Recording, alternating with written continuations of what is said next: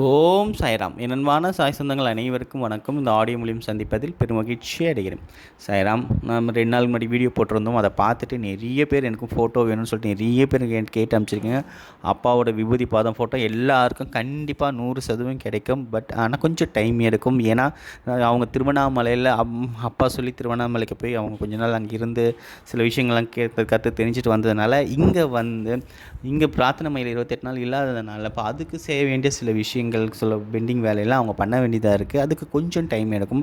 அது முடிஞ்சிட்டா அதுக்கப்புறம் ஃபுல் ஃப்ளெஜ்ஜில் அவங்க கண்டிப்பாக யார் யாருக்கு என்னன்றதை கண்டிப்பாக அனுப்புவாங்க. இப்போ எனக்கு கிட்டத்தட்ட ஆயிரக்கணக்கான பேர் மெசேஜ் அனுப்பிச்சிருக்கிறாங்க. கண்டிப்பாக எல்லாருக்குமே அப்பாவோட விபூதி பாதம் ஃபோட்டோ உங்கள் வீட்டுக்கு வந்து சேரும். அதில்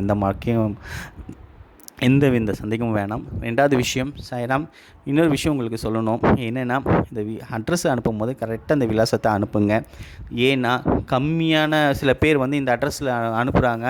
அது நாங்கள் சில டைம் இதுக்கு முன்னாடி இந்த ஃபோட்டோஸில் அந்த பிரச்சனை வந்தது. அந்த அட்ரஸில் நம்ம அனுப்பும்போது அங்கே சேர மாட்டேங்குது. என்ன ரீசன் அப்படின்னா, சாய்ராம், இப்போ நம்ம ஒரு ஃபோட்டோவை நம்ம பண்ணி ஒருத்தருக்கு அனுப்புகிறோம் அப்படின்னா கிட்டத்தட்ட 50 ரூபாய்க்கு மேலே ஆகுது. ஏன்னா லேமினேஷன் ஃபோட்டோ எடுத்து அது லேமினேஷன் பண்ணி அப்போ அது கவர் வாங்கி அதுக்கு ஒரு ஸ்டாம்ப் ஒட்டி அதுக்கப்புறம் நான் அனுப்பும்போது 50 ரூபாய்க்கு மேலே தான் ஆகுது கிட்டத்தட்ட. அது நம்ம 1000 ஒரு 20 30னா வேறு விஷயம், ஒரு 50னா வேறு விஷயம், 100 இருந்தால் கூட வேறு விஷயம். நம்ம இது ஆயிரக்கணக்கில் அனுப்பும்போது அதோட காஸ்ட் ஆஃப் இது அதிகமாக போகுது. முழுக்க அது என்னோட சம்பளத்துலேருந்து தான் அது நான் பண்ண வேண்டியதாக இருக்குது. அதனால் போஸ்ட் ஆஃபீஸில் தான் நான் அனுப்ப வேண்டியதாக இருக்குது. ஏன்னா கொரியர்னும் போது அதோடய காஸ்ட் இன்னும் கொஞ்சம் அதிகமாகுது எனக்கு. அதனால் தயவு செஞ்சு அனுப்பும்போது, ஏன்னா கொரியராக இருந்தால் அவங்க ஏதோ அட்ரஸ் தப்பாக இருந்தோ இல்லை அவங்களுக்கு புரியலையோ ஏதோ ஒரு விஷயங்கள் கம்மியாக இருந்தால் கூட அவங்க ஃபோன் பண்ணி உங்களை கேட்பாங்க. பட் ஆனால் போஸ்ட் ஆஃபீஸில் அந்த மாதிரி கேட்க மாட்டேனுங்க. ஒரு சில போஸ்ட்மேன் தான் அந்த மாதிரி கேட்குறாங்களோ தெரியும். நிறைய போஸ்ட்மேன் கேட்குறதில்ல. ஏன்னா போன டைம் நான் போன ஃபோட்டோஸ் அனுப்பும்போது நிறைய பேருக்கு நான் சென்ட் ஆகிடுச்சு. நான் இங்கேருந்து அனுப்பிச்சிட்டா, நான் அவங்க ரிசீவ் கூட பண்ணல. அவங்க போய் போஸ்ட் ஆஃபீஸில் கூட கேட்டாங்க, நான் வரல அப்படின்னு சொல்கிறாங்க. ஸோ அப்போத்துலேருந்து நான் 2வது டைமும் அனுப்புகிறேன். அதே ப்ராப்ளம் வருது. அது எங்கே மிஸ் ஆகுதுன்னு என்னால் கண்டுபிடிக்க முடியல. கேட்டால் நான் என் இடத்துல போய் கேட்டால் அனுப்பிச்சிட்டேன் சார் பாருங்கன்றாங்க. அதுக்கப்புறம் இதே மாதிரி தான் ப்ராப்ளம் வருது. அதனால் நான் என்ன சொல்கிறேன்னா, தயவு செஞ்சு நீங்கள் அனுப்பும்போது சில பேர்ட்ட கேட்குறேன், ஏன் சார் இந்த விலாசத்துக்கு இந்த மாதிரி நேரத்தில் எனக்கு நிறைய வந்துடுது சார், கொரியர்லாம் வந்துடுது, அதனால தான் நான் உங்களுக்கு அந்த அட்ரஸ் கொடுக்குறேன், அது வந்துடும் சார் நீங்கள் போடுங்கன்னு சொல்கிறாங்க. ஆனால் அப்படி இல்லை.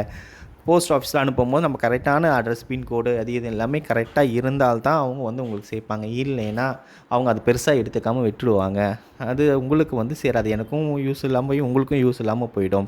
அது ரிட்டர்ன் கூட வர மாட்டேங்குது. ஏன்னா போஸ்ட் ஆஃபீஸான்றது கொரியா இருந்தால் எனக்காச்சும் கால் பண்ணி கேட்பாங்கன்னு, இல்லைன்னா போஸ்ட் ஆஃபீஸில் பண்ண மாட்டேன்றாங்க. அதனால் தயவு செஞ்சு தாழ்மையுடன் கேட்குது என்னென்னா, நீங்கள் கரெக்டான விலாசத்தை அனுப்புங்க. கண்டிப்பாக அப்பாவோட பாதம் உங்களுக்கு 100% சேரும். அப்பா பாதம் உங்கள் வீட்டுக்கு வரும்போது உங்கள் வாழ்க்கையில் சுபிக்ஷங்கள் நிறைய நடக்க ஆரம்பிக்கும்.